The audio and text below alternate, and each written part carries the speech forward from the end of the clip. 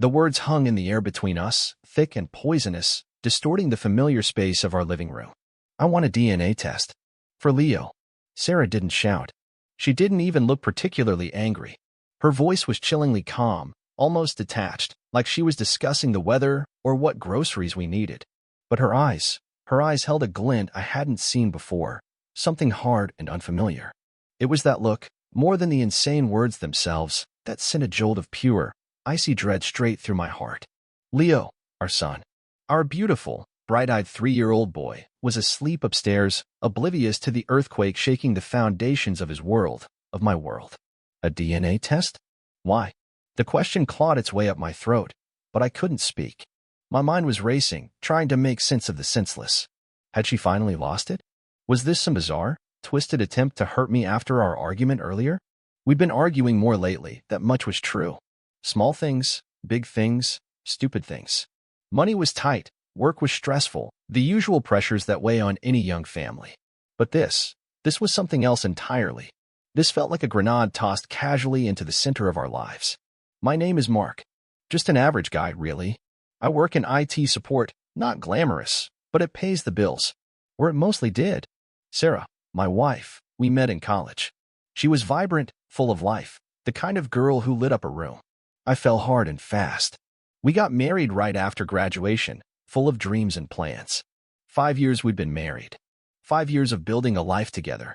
We bought this small house in the suburbs, painted the nursery blue, cried tears of joy when Leo was born. He had her smile, they always said. But he had my eyes, that deep brown that runs in my family. Or so I thought. Everyone told us we were the perfect couple. Our friends envied our seemingly easy happiness. My parents adored Sarah. Her parents, well, they were okay, a bit aloof maybe, but they seemed happy enough for their daughter. Looking back, maybe the cracks were there all along, hairline fractures I'd papered over with denial and wishful thinking. Sarah had seemed distant lately. More time spent scrolling on her phone, snapping it shut whenever I entered the room. Late nights attributed to catching up with friends or needing space. Irritable moods that flared up over nothing. I chalked it up to the stress of raising a toddler, maybe postpartum struggles lingering longer than expected, the financial strain we were under. I tried to be supportive, give her space, pick up the slack around the house with Leo. I suggested counseling once, and she'd bitten my head off, accusing me of thinking she was crazy. So I dropped it. I just kept trying, hoping we'd find our way back to how things used to be. Normal marital bumps, right? That's what I told myself. How catastrophically wrong I was. Now, standing there in the suffocating silence of our living room, her demand echoing in my ears, every single one of those recent oddities, those dismissed anxieties, came rushing back with terrifying clarity. The changed phone password. The vague answers about where she'd been. The way she sometimes looked at Leo with an expression I couldn't quite decipher. Was it sadness? Guilt? Something darker? Why, Sarah? I finally managed to choke out, my voice hoarse. Why would you even ask that? What are you trying to say? She finally looked away from me then, picking at a loose thread on the arm of the sofa. Her calmness was starting to fray at the edges, replaced by a defensive tension. I need to be sure, Mark. For my own peace of mind. Peace of mind? What the hell did that mean? Whose peace of mind was she talking about? Certainly not mine. My mind was a chaotic storm of disbelief and a dawning, sickening horror. Did she actually suspect me? Was this some twisted accusation aimed my way? The absurdity of it was staggering. I worked constantly. My life revolved around my job and my family. When would I even have had the opportunity, let alone the inclination? Are you accusing me of something, Sarah? My voice rose, laced with an indignation that felt pitifully inadequate against the sheer magnitude of her request. Is that what this is? After everything? You think I would? I couldn't even finish the sentence. She flinched, finally showing some emotion. Annoyance. Not guilt, not sadness. Annoyance. Don't be ridiculous, Mark, she snapped, her voice sharp now. This isn't about you. This is about certainty. We need certainty. Certainty about what? The implication was monstrous, unthinkable. It hovered unspoken between us. The idea that Leo, my son, the boy I'd held moments after his birth, the boy whose scraped knees I'd kissed better, whose bedtime stories I read every night, that he might not be mine. It was ludicrous. Insane. Impossible.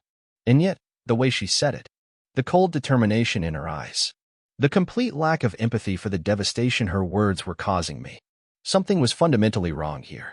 This wasn't just a random, crazy demand born of stress. There was something behind it. A reason.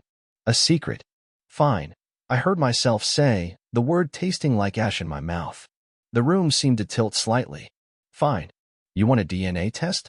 You'll get your damn DNA test. I have absolutely nothing to hide. Maybe I agreed out of shock. Maybe it was a desperate attempt to call her bluff, to make her see how insane this was, to snap her out of whatever delusion had gripped her. Maybe, deep down, a tiny, treacherous seed of doubt had been planted, not about my fidelity, but about everything else. About her. About us. About the life I thought we had built. She nodded, a quick, almost imperceptible movement. No relief flickered in her eyes. No apology for the accusation implicit in her demand. Just acceptance. Like this was a necessary step in a plan I wasn't privy to.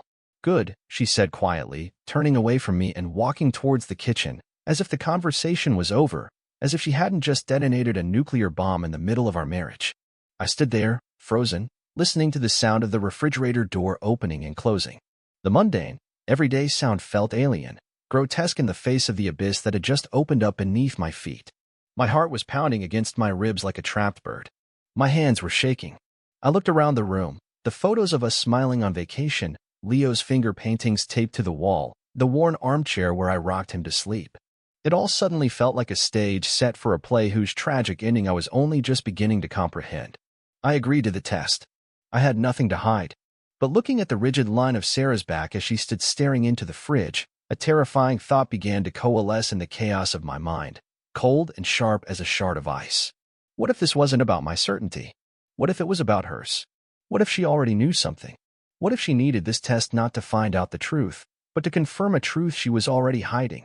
The wait for those results suddenly stretched before me, not as a path to vindication, but as a countdown to potential annihilation. An eternity measured in heartbeats, each one hammering home the terrifying possibility that my entire life was built on a lie. And the worst part? The chilling premonition that Sarah was the one holding the detonator. The guillotine was poised, and I had willingly placed my neck on the block. What unimaginable truth was waiting for me at the end of that countdown? My world felt fragile, ready to shatter, and I had a horrifying feeling that when it did, Sarah wouldn't be picking up the pieces with me. She'd be the one who let them fall. The days that followed Sarah's demand were thick with a silence that screamed louder than any argument. We moved around each other like ghosts in our own home, the air charged with unspoken words and simmering anxieties. Leo, bless his innocent heart, seemed oblivious, chattering away about dinosaurs and fire trucks, a small, bright sun in an increasingly dark universe. But his laughter, usually the soundtrack of my life, now carried a discordant note, underscored by the gnawing uncertainty clawing at my insides. I tried talking to Sarah again, attempting to bridge the chasm that had opened between us. I found her sitting on the porch one evening, staring blankly at the streetlights flickering on. "Sarah, can we please talk about this?" I asked, keeping my voice low, desperate to avoid another confrontation. "This is tearing us apart. Tearing me apart. Why are you doing this?" She didn't even turn around. "I told you, Mark. I need to know." Her voice was flat, devoid of emotion. "Know what?" I pressed, frustration bubbling beneath the surface. "Know if I somehow failed you? If you think I haven't been committed? Is that it? Because if you think for 1 second dash," she cut me off, finally turning, and the look on her face wasn't anger or sadness. It was pity? Contempt? I couldn't tell, but it made my stomach churn. "It's not about you, Mark. Just drop it.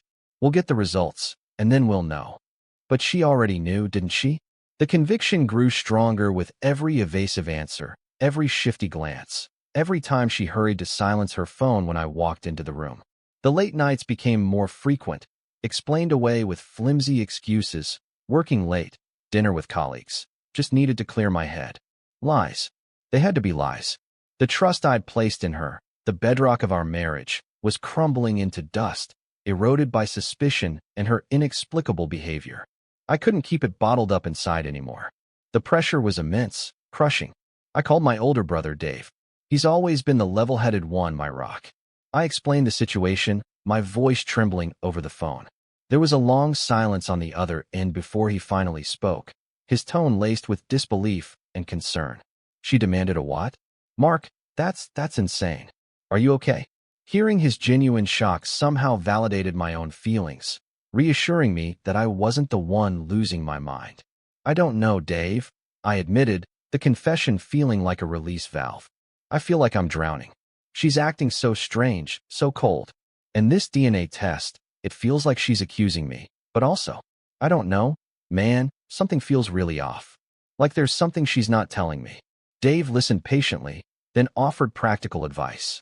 Look, brother, you need to protect yourself here. This sounds serious. Maybe you should talk to a lawyer, just in case. And whatever you do, don't let her paint you as the bad guy. His words were a cold dose of reality, but necessary. A lawyer?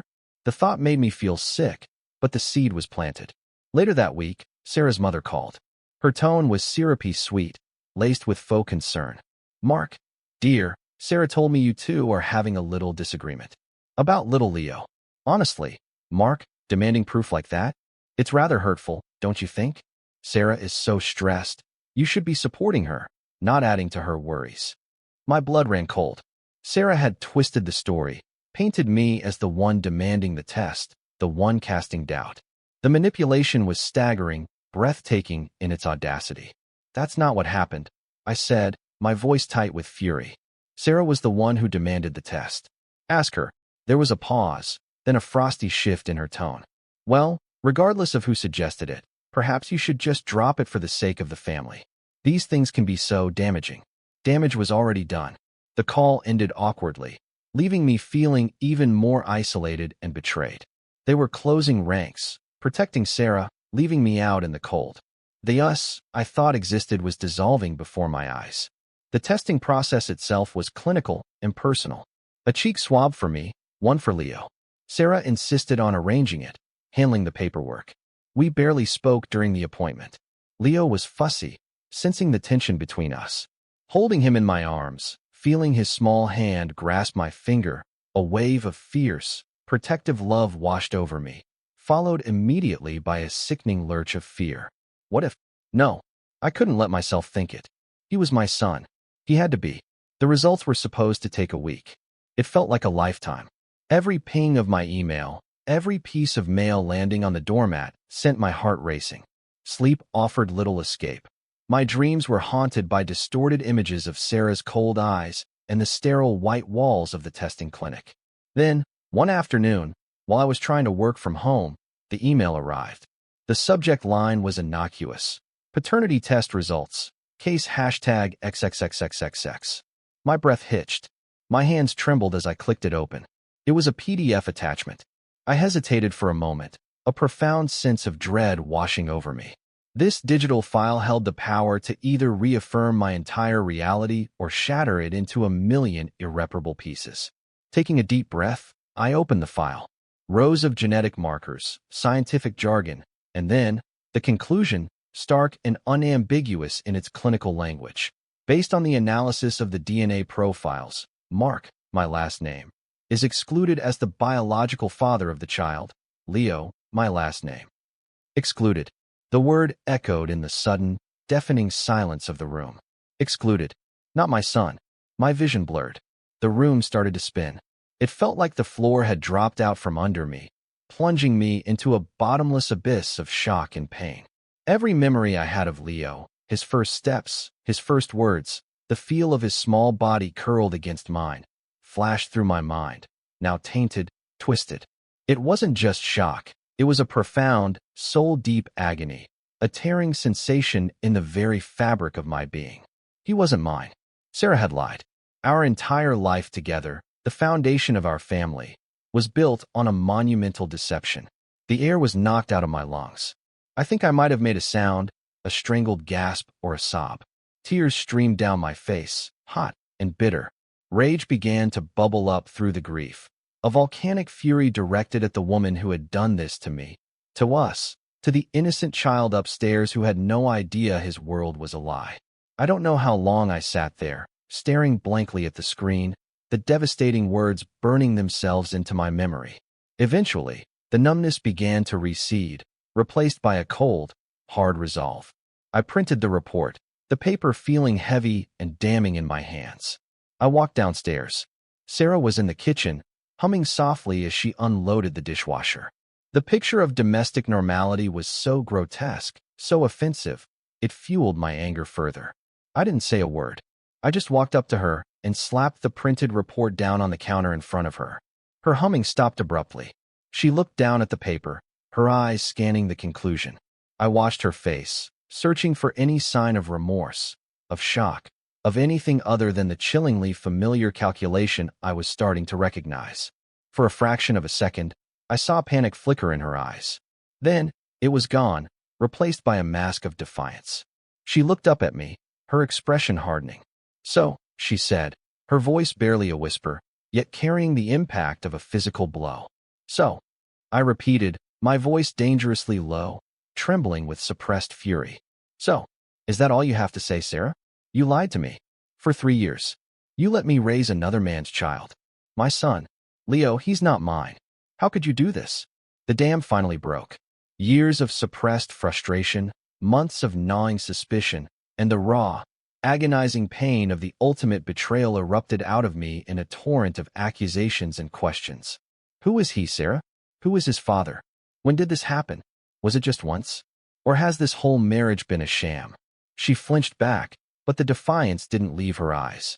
"It doesn't matter who," she spat back, her voice rising to match mine. "It happened a long time ago, before Leo. It was a mistake. A mistake." I laughed, a harsh, broken sound. "A mistake is forgetting to take out the trash, Sarah. A mistake is burning dinner. This is a betrayal of epic proportions. You destroyed everything." The argument raged, tearing through the fragile peace of our home. Accusations flew like shrapnel. Her initial defiance crumbled into flimsy excuses, attempts at gaslighting. "Maybe the test is wrong."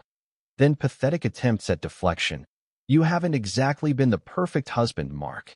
But the truth was laid bare, ugly and undeniable, reflected in the damning printout on the counter. She admitted it wasn't just a one-time thing. It was an affair she'd had around the time Leo was conceived. She wouldn't say who with, stonewalling me with cold fury. The woman I had loved, the mother of the child I adored, was a stranger. A liar. A cheat. The pain was indescribable, a physical ache in my chest. But beneath the grief, something else was solidifying. A cold, hard core of anger. A chilling clarity. I looked at her, truly looked at her, perhaps for the first time in years, and saw not the woman I married, but someone capable of profound cruelty and deceit. The love I felt for her curdled into something akin to contempt. I knew, with absolute certainty, that I couldn't stay. I couldn't live another day in this house filled with lies. The woman I loved, the life I built, it was all a facade, crumbling around me. The tears had stopped. My breathing was ragged, but my mind was surprisingly clear. She thought she had broken me. She thought her secret was finally out, and maybe, just maybe, I would forgive her. We could move past it. She underestimated the depth of the wound she had inflicted. As I looked at her tear-streaked, defiant face, a grim resolve settled over me. This wasn't the end. This was just the beginning. She wanted certainty? I'd give her certainty. The certainty of consequences. My first call wasn't going to be to a marriage counselor. It was going to be to the best damn divorce attorney in the city. Game on, Sarah. Game on. The aftermath of the confrontation was a chilling silence. Sarah seemed to oscillate between tearful pleas for forgiveness, laced with blame directed at me for driving her to it, and bouts of cold fury where she refused to speak at all. I moved into the spare room, creating a physical barrier that mirrored the emotional Grand Canyon now separating us. Every interaction was strained, artificial. Even Leo, young as he was, picked up on the toxic atmosphere, becoming clingier, more prone to tantrums. Seeing his confusion, his innocent hurt, twisted the knife in my gut, but it also hardened my resolve. This environment, poisoned by lies and betrayal, was no place for him, or for me. My first call, as promised, was to Catherine Barlow, a divorce attorney known for her sharp mind and no-nonsense approach. Sitting in her plush office, recounting the sordid details, Sarah's demand, the DNA results, the admission of an affair, felt surreal, like narrating someone else's tragedy. Catherine listened patiently, her expression sympathetic but professional. "Mark, this is devastating, I understand," she said, her voice calm and reassuring. "But legally, the paternity result and her admission of adultery significantly strengthen your position. particularly regarding asset division, depending on our state laws. The key now is strategy and evidence. Strategy, evidence. Those words became my mantra in the following weeks. While the DNA test proved Leo wasn't biologically mine, Catherine advised gathering more concrete proof of the affair itself. Who, when, where. It felt disgusting, like digging through trash, but it was necessary. Sarah, convinced I was still reeling and pliable, had become careless. She left her laptop open one evening while she took a long, tearful phone call with her mother in the backyard, undoubtedly spinning her version of events. Driven by a cold instinct, I checked her email. It didn't take long. Buried in a folder labeled Old Projects were messages. Not just emails, but intimate, graphic exchanges dating back over 3 years. With who? My blood ran cold as I saw the name. David Miller. My colleague. The guy from marketing I occasionally grabbed lunch with. The one who'd been over to our house for barbecues, who'd held Leo as a baby and commented on how much he looked like. Well, now I knew why he trailed off. The betrayal was multi-layered, sickening. Not just my wife, but someone I considered a work friend, someone who smiled to my face while stabbing me in the back. The emails detailed their trysts, their plans, their contempt for my ignorance. They even mocked me in their messages. Bile rose in my throat. I quickly forwarded the entire chain to a secure personal email address and cleared the browser history, my hands shaking with rage and revulsion. This wasn't just an affair, it was a calculated, long-term deception involving someone I knew. Catherine was grimly satisfied with the evidence. This is exactly what we needed, Mark. David Miller, does he have a family? I nodded numbly. Yes, a wife and 2 kids. This complicates things for him significantly, Catherine noted, and gives us leverage. The plan Catherine outlined was swift and decisive. We would file for divorce immediately, citing adultery and referencing the paternity fraud. We'd move to freeze a portion of the joint assets to prevent Sarah from draining accounts, ensure transparency during discovery, and petition for exclusive use of the marital home during the proceedings, arguing that her actions had created an untenable living situation. The most painful part was addressing custody. Legally, in our state, the fact that I wasn't Leo's biological father, especially after raising him as my own for 3 years, created a complex situation. Catherine explained we could fight for visitation, potentially even shared custody, arguing for the established paternal bond in Leo's best interests, but it would be an uphill battle, especially given Sarah's likely resistance. For now, we focused on the divorce and the financial separation. Serving Sarah with the divorce papers was a moment etched in my memory. I hired a process server. I couldn't bear to do it myself. I was at work, having arranged to stay late, when I got the call confirming she'd been served. Reports from the server described her initial shock, followed by hysterical crying, then rage. The calls started almost immediately. Dozens of missed calls, voicemails alternating between sobbing apologies, venomous accusations, and desperate threats. How could you do this, Mark? After everything, you're destroying our family. Our family? She had torched that bridge long ago. Then came the text from David Miller. Panicked, pleading. Mark, mate, we need to talk. This is a huge misunderstanding. Don't do anything rash. Think about my kids. Misunderstanding? The emails I had were crystal clear. I didn't respond to either of them. My silence was my shield and my weapon. The next stage was mediation, mandated before a court battle.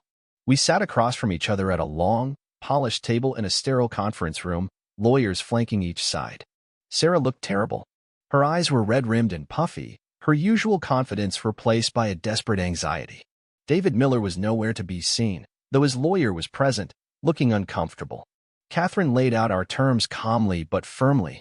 Equitable division of assets accrued before the revelation of paternity fraud, full disclosure of Sarah's financial situation, including any support she might be receiving from Miller, and a clear visitation schedule for me with Leo, acknowledging my established parental role. Sarah's lawyer countered weakly, trying to argue for a more favorable split, claiming Sarah was the primary caregiver and would be left destitute. That's when Catherine played our trump card. Perhaps your client should discuss her financial needs with Mr. Miller, Catherine said coolly, sliding copies of the incriminating emails across the table. Given the duration and nature of their relationship, documented here, perhaps he feels some responsibility. Sarah gasped, her face draining of color. Miller's lawyer went pale, snatching up the papers. The air crackled with tension. Sarah stared at me, her eyes wide with disbelief and betrayal, as if I were the villain for exposing her actions. You read my emails?" she whispered, horrified. "You needed certainty, Sarah," I replied, my voice devoid of emotion, echoing her own words back at her. "Now you have it. The consequences are certain too." The mediation broke down quickly after that. Sarah dissolved into incoherent sobbing, accusing me of cruelty. Miller's lawyer frantically tried to do damage control. It was ugly, pathetic, and deeply satisfying in a grim sort of way. The mask was off. Her carefully constructed world was imploding, and it was entirely her own doing. Leaving that room, I didn't look back. Sarah was left sitting there, surrounded by the wreckage of her choices, the lawyers murmuring about next steps. She had lost her husband, jeopardized her financial future, and exposed her affair in the most humiliating way possible. David Miller's career and marriage were likely hanging by a thread. The legal battle would continue, particularly the heart-wrenching fight over my future relationship with Leo, but the decisive blow had been struck. Watching her crumble under the weight of the truth she tried so hard to conceal, I didn't feel triumph, not exactly. Just a profound, aching emptiness where my love for her used to reside. The illusion was shattered, the lie exposed. I closed the door on that chapter, stepping out into the harsh light of reality. The fight wasn't completely over. The scars would take time to heal, but for the first time since her devastating demand, I felt a sliver of control return. I was no longer just a victim of her deceit. I was the architect of my own future, building it brick by painful brick from the ruins she had left behind. The path ahead was uncertain, lonely even, but it was mine, and it was finally free from her lies. 2 years. That's how long it took for the dust to truly settle. 2 years of legal wrangling, emotional upheaval, and the slow, arduous process of rebuilding a life I never thought I'd have to construct. The divorce was finalized about 18 months after that disastrous mediation session. The judge, taking into account the paternity fraud and the evidence of adultery, ruled largely in my favor regarding the division of assets acquired during the marriage after I became aware of the truth. The house was sold, as neither of us could afford to buy the other out, especially not Sarah. The most contentious issue, inevitably, was Leo. Catherine fought tooth and nail, presenting evidence of my deep bond with him, expert testimony on the importance of maintaining that connection for his well-being. Sarah, initially defiant, eventually had to concede some ground, likely advised by her lawyer that complete denial of access might backfire. The court granted me regular, supervised visitation, acknowledging me as a de facto parent given the circumstances. It wasn't perfect, far from the daily presence I craved, but it was something. A lifeline to the little boy I still loved, regardless of biology. Seeing Leo during those visits was bittersweet, a complex cocktail of joy and sorrow. He was growing so fast, asking questions I struggled to answer honestly but gently. Explaining the situation to a child is perhaps the cruelest collateral damage of infidelity. But we were finding our way, establishing a new kind of normal. As for Sarah, karma, as they say, can be relentless. Her life took a decidedly downward turn. The affair with David Miller imploded spectacularly, as those things often do when exposed to the harsh light of reality and consequence. His wife, armed with the email evidence Catherine had strategically ensured became part of the public divorce filing, took him to the cleaners. He lost his job shortly after the scandal broke.